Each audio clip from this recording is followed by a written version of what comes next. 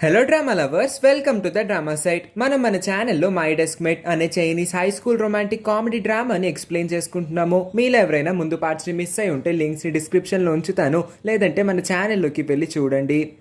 జిన్హాన్ ఇంకా little king Kong వీళ్ళిద్దరూ చాలా అంటే చాలా ఎక్కువ సరుకులు తీసుకొని వచ్చి ఉంటారు. కాబట్టి ఇప్పుడు జిన్హానే స్వయంగా లిటిల్ కింగ్ కాంగ్ చేతులతో చేసిన స్టీక్ ని తిందాం అనుకుంటాడు. అందుకోసం చేయమని అడిగితే వెంటనే చేస్తానని అంటుంది.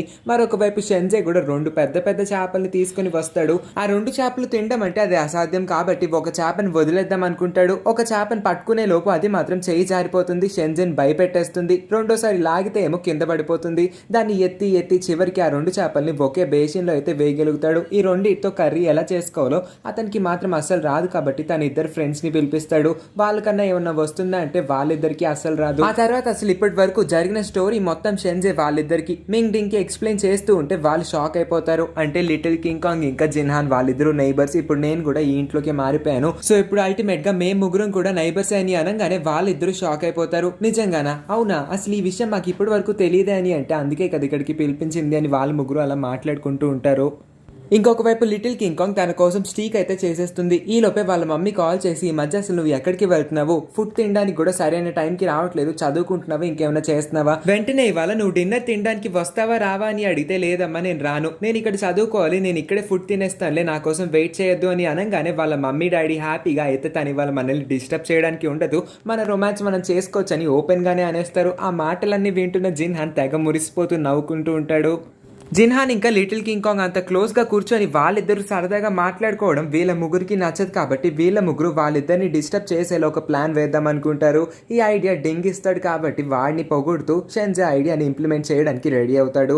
మరొక వైపు ఇంకొక ప్లేట్ స్టీక్ని కూడా రెడీ చేయించుకొని అది హీరోయిన్కి ఇచ్చి వీళ్ళిద్దరూ కూడా కలిసి తింటూ ఉంటారు. ఇదే టైంకి లిటిల్ కింగ్ కాంగ్కి ఏదో ఒక మంచి స్మెల్ వస్తుంది.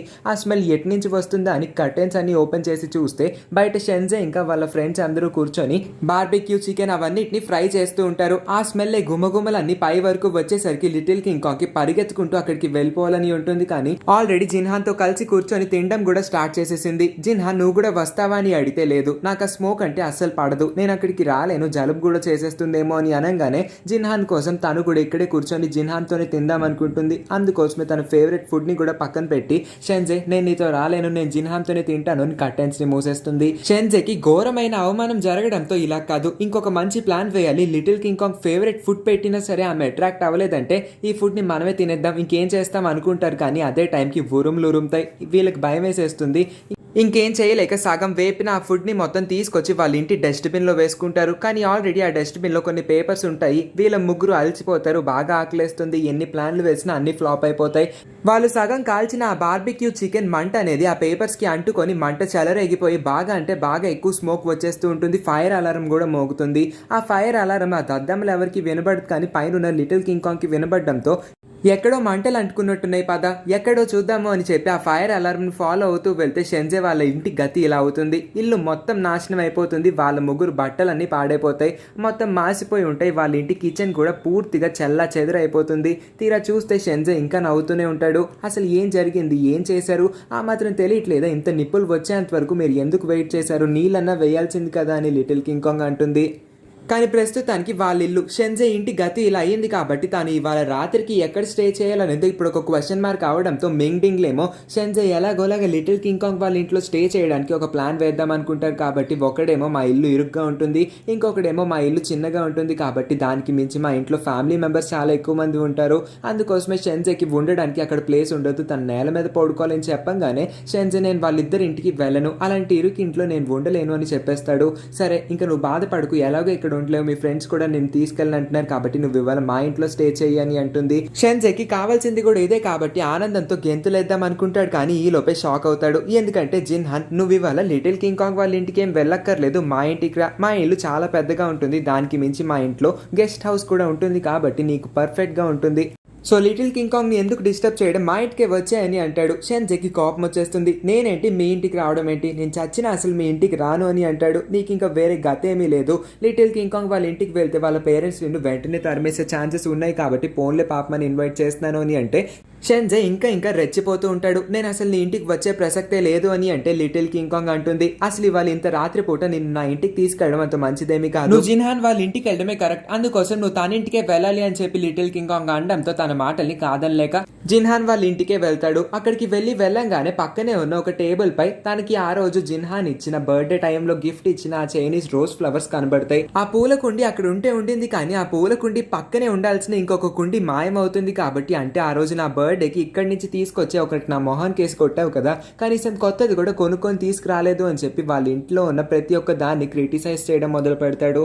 ముందుగా నీ ఇంటి మార్బుల్స్ చాలా చీప్గా ఉన్నాయి, ఇంకా లైటింగ్స్ చూడు, అసలు గోల్డెన్ లైటింగ్స్ పెట్టించుకోవచ్చు కదా, నీ దగ్గర డబ్బులు కూడా లేవు, నువ్వు చీప్ ఫెలో అని అంటూ ఉంటాడు. నీకో విషయం చెప్పాలి, మా ఇంట్లో ప్రతి ఒక్క రూమ్లోనూ 24 క్యారెట్ గోల్డ్ లైటింగ్ సెటప్ ఉంటుంది అని చెప్పి జిన్హాన్ని కావాలని అవమానించడానికి ట్రై చేస్తాడు. కానీ జిన్హాన్ ప్రతి ఒక్క దానికి రివర్స్లో సమాధానం ఇస్తాడు. ఆ తర్వాత ఇప్పుడు షెన్జే బాత్రూంలోకి వెళ్ళి స్నానం చేద్దాం అనుకుంటాడు. తన బట్టలన్నీ మురికైపోయి ఉంటాయి కాబట్టి తన స్నానం అంతా అయిపోయిన తర్వాత జిన్హాన్ని టవల్ అడుగుతాడు. కానీ జిన్హాన్ కావాలని కాసేపు ఆట పట్టించిన తర్వాత చివరికి ఆ టవల్ని షెన్జేకి ఇచ్చేస్తాడు. ఇప్పుడు షెన్జే స్నానం అయిపోయింది, బట్టలు కూడా వేసుకున్న తర్వాత జిన్హాన్ పక్కకు వచ్చే కూర్చుంటాడు. కానీ జిన్హాన్ చూస్తున్న స్టడీస్ గురించిన ఛానల్ని తిప్పేద్దాం అనుకుంటాడు. అందుకే రిమోట్ నాకు కావాలి, ఇవ్వు, మరి అదిగా ఇవ్వు, లేదంటే నేనేం చేస్తానో నాకే తెలీదు అని అంటే ఇది నా ఇల్లు, నేను పెట్టిన ఛానల్ని నువ్వు చూడాలి, నీకు నచ్చిందేమి నేను పెట్టను అని వాళ్ళిద్దరూ వాదన మొదలు పెడతారు. ఆ రిమోట్ కోసం గొడవ పడుతూ వీళ్ళిద్దరూ ఒకరి మీదకి ఒకరు ఎక్కేసుకొని ఇద్దరికిద్దరు తెగ గొడవ పడుతూ ఉంటారు. చాలా సేపటికి ఆ రిమోట్ కింద పడిపోతుంది. ఇప్పుడు ఇద్దరు కలిపి ఆ రిమోట్ ని తీస్తారు. కానీ చివరికి ఒక ఒప్పందానికి అయితే వస్తారు. ఇద్దరు కలిపి ఒక గేమ్ ని ఆడదాం అనుకుంటారు. ఆ గేమ్ లో ఎవరైతే గెలుస్తారో వాళ్ళకి ఈ రిమోట్ దక్కుతుంది. వాళ్ళకి ఈ రిమోట్ వచ్చిన తర్వాత వాళ్ళు పెట్టిన ఛానల్ ఇంకొకటి చూడాలి అని చెప్పి గేమ్ రూల్స్ ని అనౌన్స్ చేస్తాడు జిన్హాన్.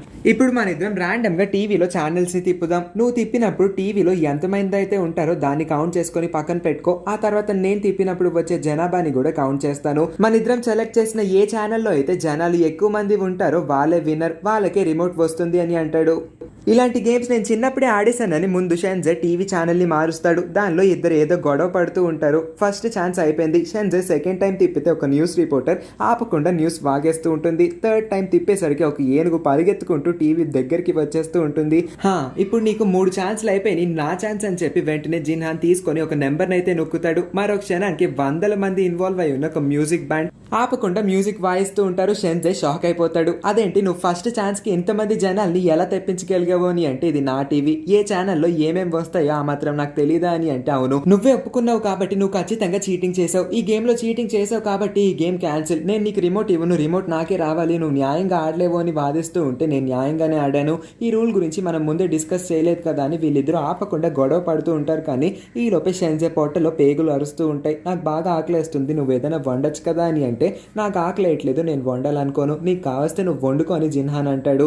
నాకు వంట రాదు, నువ్వే వండొచ్చు కదా, పోనీ బయటికి వెళ్దాం పదా, నాకు తోడుగా రా అని అంటే జిన్హాన్ రాకుండా టీవీనే చూస్తూ ఉంటాడు. తను పెట్టే ఛానల్ కూడా చిరాకు వస్తూ ఉంటుంది కాబట్టి నేను టీవీ చూడకుండా నేను అడ్డేస్తాను అని ఎటు తిరిగినా అటువైపు వచ్చేసరికి జిన్హాన్కి చిరాకు వస్తుంది. ఇంకేం చేస్తాడు, షెన్జే అసలు వీడిని ఊరికే వదిలిపెట్టట్లేదని అర్థం చేసుకొని జిన్హాన్ వెంటనే బయటికి వెళ్ళడానికి ఒప్పుకుంటాడు. ఈసారికి అయితే వస్తాను కానీ ప్రతిరోజు రాను, ఇది మాత్రం గుర్తుపెట్టుకో అని చెప్పి వాళ్ళిద్దరు ఒక రెస్టారెంట్కి అయితే వెళ్తారు. షెన్జే చాలా ఫుడ్ని ఆర్డర్ చేసుకుంటాడు. జిన్హాన్ ఏమో ఒక క్యాప్ ఇంకా మాస్క్ ఎప్పట్లానే పెట్టుకొని వచ్చేసరికి అదేంటి నువ్వు ఒక సెలబ్రిటీ, ఆ విషయం ఇక్కడ నాకు తప్ప ఇంకెవరికి తెలియకపోవచ్చు, చీకట్లో కూర్చున్నాం కాబట్టి ఎవరు నిన్ను గుర్తుపట్టరు, ఆ మాస్క్ తీసేసి ఇదిగో ఇది తిను చాలా బాగుంటుంది అని అంటే నాకు ఇదేమీ అక్కర్లేదు, నాకు ఆకలేయట్లేదు అని ఫోజులు కొడుతూ ఉంటాడు. సరే అయితే నీకు వద్దకపోతే నేనే తింటాను అని అంటే కాసేపటికి మాస్క్ తీసి నాకు అది కావాలి అని అడుగుతాడు. ఇప్పుడు వచ్చే లైన్లోకి ఇంత ఫుడ్ నీ కళ్ళ ముందు ఉంటే ఎవరు మాత్రం వదులుకుంటారు, సర్లే అడిగావు కాబట్టి ఇస్తాను అని చెప్పి దాన్ని తీసి ఇస్తాడు. కానీ ముందే చెప్తూ ఉంటాడు షెన్జే ఈ ప్లేస్ చాలా స్పెషల్, నేను లిటిల్ కింగ్ కాంగ్ చిన్నప్పటి నుంచి ఇక్కడికి వచ్చి ప్రతిరోజు రాత్రిపూట తినేవాళ్ళు, ఇక్కడ వీళ్ళు అమ్మే ప్రతి ఒక్క ఫుడ్ మా ఫేవరెట్ ఫుడ్ అని అంటాడు. జిన్హాన్ ఒక పీస్ ని టేస్ట్ చేసిన తర్వాత షెన్జే ఎలా ఉంది అని అడిగితే అబో యావరేజ్, అసలు బాగానే ఉందిలే కానీ అంత బాగా ఏమీ లేదు అని అంటాడు. ఓ నీకైతే టేస్ట్ లేదనుకుంటా, లిటిల్ కింగ్ కాంగ్ కి నాకు ఒకే టేస్ట్ ఉంది, మా ఇద్దరికి ఈ ఫుడ్ అంటే చాలా ఇష్టం, నువ్వు అసలు మాకు ఏ మాత్రం మ్యాచ్ అవ్వట్లేదు, లిటిల్ కింగ్ కాంగ్ కి అస్సలు మ్యాచ్ అవ్వట్లేదు అని అంటాడు. ఉంటాడు. షెన్జే మాటలు విన్న జిన్హాన్ కి కోపం వస్తుంది. ఎలాగో కింగ్ కాంగ్ కి ఫుడ్ అంటే ఇష్టమని చెప్పాడు కాబట్టి ఇదే ఫుడ్ ని ఆర్డర్ చేయించుకొని కింగ్ కాంగ్ కోసం స్పెషల్ గా కట్టించి తీసుకెళ్దాం అనుకుంటాడు. ఈ మాటలు విన్న తర్వాత షెన్జే ఏమన్నా ఊరికే ఉంటాడా, నాకు కూడా ఒక బౌల్ నూడిల్స్ ని పార్సల్ చేయండి అని అంటే వీళ్ళిద్దరు ఇప్పుడు గొడవ మొదలు పెడతారు. లిటిల్ కింగ్ కాంగ్ కి స్పైసీ ఫుడ్ ఇష్టం కాబట్టి నేను ఆర్డర్ చేసిన దానిలో కారం ఎక్కువేయండి అంటే షెన్జే అన్న మాటలకి రెచ్చిపోవాలి కాబట్టి జిన్హాన్ వెంటనే ఉప్పు ఎక్కువేయండి అంటాడు. ఉప్పా, సరే అయితే అల్లం ఎక్కువేయండి అంటే తినే మాత్రం వెల్లుల్లిపాయలు ఎక్కువేయండి, పచ్చిమిరకాయలు ఎక్కువేయండి అంటే ఉల్లిపాయలు ఎక్కువేయండి అని చెప్పి అన్నిటికీ అన్ని ఇంగ్రీడియంట్స్ ని డబుల్ కి ట్రిపుల్ వేయించేసుకుంటారు. చివరికి ఆ వెయిటర్ తీసుకొచ్చిన ఫుడ్ ఏమో ఇలా ఉంటుంది. దీన్ని లిటిల్ కింగ్ కాంగ్ తినిందంటే 4 రోజులు బాత్రూమ్ లోని కూర్చుంటుంది. అలాంటి రెసిపీని చేయించారు వీళ్ళిద్దరు కలిపి. ఫోన్లో ఎలాగో ఆర్డర్ చేస్తాం కాబట్టి ఈ ఫోటోని పెడదాం, తను తింటుందంటే తీసుకెళ్దాం లేదంటే ఇక్కడే వదిలేద్దాం అనుకొని ఆ 2 ఫొటోస్ ని కింగ్ కాంగ్ కి చూపించగానే ఆమె మైండ్ బ్లాక్ అవుతుంది. అసలు ఇది తినేలానే ఉందా, ఇంత కారం ఎవరైనా తింటారా, నేను తిన్నానంటే నా ఫ్యూజ్ ఎగిరిపోతుంది, నాకైతే ఇలాంటివేమీ అక్కర్లేదు, నాకు ఆకలేయట్లేదు, నేను ఆల్రెడీ మా అమ్మ చేసిన ఫుడ్ తినేసాను అని చెప్పి వాళ్ళు నా పార్సల్స్ అక్కడే వదిలేయండి లేదంటే మీకు కావస్తే ఆకలిస్తే మీరే తినేయండి అని చెప్పి తను ప్రశాంతంగా నిద్రపోతుంది. ఆ తర్వాత వీళ్ళిద్దరూ వచ్చేస్తారు ఇంటికి. హ్యాపీగా తినిన తర్వాత షెన్జే 4-5 కోక్ బాటిల్స్ ని ఆర్డర్ చేసుకుంటాడు. వాటన్నిటిని ఇంటి దగ్గరికి తీసుకొచ్చి కావాలని గట్టి గట్టి సౌండ్స్ చేస్తూ గట్టి గట్టిగా తాగుతూ ఉంటాడు. అతని మెయిన్ మోటో జిన్హాన్ ని డిస్టర్బ్ చేయడం. అందుకోసమే తెచ్చిన క్యాన్ ని తాగేసిన తర్వాత నలిపి వదిలేస్తాడు. ఎక్కువ సౌండ్స్ చేస్తూ జిన్హాన్ ని బాగా డిస్టర్బ్ చేద్దాం అనుకుంటాడు. కానీ తిని చేసే ప్రతి ఒక్క యాక్షన్ ని జిన్హాన్ పూర్తిగా నెగ్లెక్ట్ చేసేస్తాడు. జిన్హాన్ ఏమాత్రం పట్టించుకోకపోయేసరికి షెన్జే ఇంకా రెచ్చిపోయి తీసుకువెళ్లి ఆ కోక్ క్యాన్ ని డస్ట్బిన్ లో వేద్దాం అనుకుంటాడు. దాంతో పాటు టీవీని కూడా అడ్డేసి ఇంకా జిన్హాన్ డిస్టర్బ్ అవ్వాలి కాబట్టి ఆ డస్ట్బిన్ గట్టిగా నొక్కేస్తూ నేలని గట్టిగా తొక్కేస్తూ చాలా పెద్ద సౌండ్లు చేస్తాడు. ఆ సౌండ్లన్నిటికీ కింద ఉన్న లిటిల్ కింగ్ కాంగ్ లెగిసి కూర్చుంటుంది. ఏంటి అసలు ఈ సౌండ్స్, వాళ్ళిద్దరు కొంప తీసి గొడవ పడుతూ ఒకరి మీద ఒకరు పడి కొట్టేసుకోవట్లేదు కదా అని లిటిల్ కింగ్ కాంగ్ భయపడిపోతూ ఉంటుంది. పైనేమో వాడు ఆపకుండా కోతిలా గెంతుతూ చాలా పెద్ద సౌండ్లు చేస్తూ ఉంటాడు. జిన్హాన్ దాన్ని అసలు పట్టించుకోవడమే మానేస్తాడు. వాడి వైపే దిష్టి బొమ్మలా చూస్తూ ఉంటాడు. కింగ్ కాంగ్ ఏమో వాళ్ళిద్దరికి ఏమవుతుందని తెగ భయపడిపోతూ ఉంటుంది. వెంటనే పైకి వెళ్ళి అసలు వాళ్ళు ఏం చేస్తున్నారన్న విషయాన్ని గమనిద్దాం అనుకుంటుంది. ఈ సీన్ తో ఈ పార్ట్ అయితే ఎండ్ అవుతుంది. మర్చిపోకుండా వెళ్లే ముందు ఈ వీడియోని లైక్ చేసి మన ఛానల్ ని కూడా సబ్స్క్రైబ్ చేసుకోండి. Thank you for watching.